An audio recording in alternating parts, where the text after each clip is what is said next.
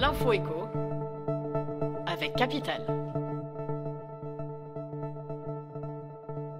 Faut-il ou non augmenter les fonctionnaires ?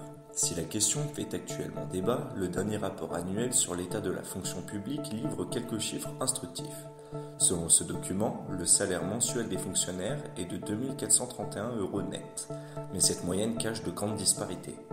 Si un quart des agents a la chance de gagner plus de 2 757 €, ils sont tout aussi nombreux à toucher moins de 1 772 €. Ils sont même 10% à percevoir un salaire net inférieur à 1 508 €. Ce sont les agents de la filière animation, principalement employés par les communes, qui sont les moins bien rémunérés. Du nouveau pour les utilisateurs de trottinettes électriques. Un arrêté, entré en vigueur le 24 mars, s'adresse aux conducteurs d'engins de déplacement personnel motorisés, comme les gyropodes, les gyroroues et les trottinettes électriques. Ces derniers doivent désormais se conformer à la signalisation appliquée aux vélos.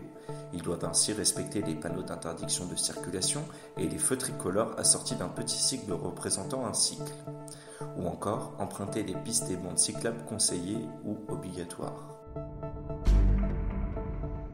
Le cours de l'or atteint des sommets.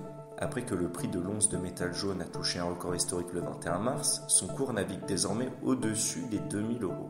Cette envolée va-t-elle se poursuivre ? Quelles stratégies doivent adopter les investisseurs ?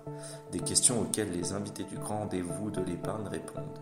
Philippe Crevel, directeur du Cercle de l'épargne, et Jean-François Faure, fondateur et président d'Ocof.com, vous livrent leurs prévisions. On termine par le patron du jour, Olivier Kretz. Il est le fondateur avec son épouse de l'Agence, société spécialisée dans l'immobilier de luxe et objet d'une série de télé-réalités à succès. Ce mercredi, Olivier Kretz et les membres de sa famille publient le livre intitulé Bienvenue à l'Agence. Ils y racontent leur histoire et leur façon de travailler en famille. Pour Capital, Olivier Kretz explique comment il entend organiser la transmission à ses 4 garçons de cette success story familiale. C'était l'info écho avec Capital.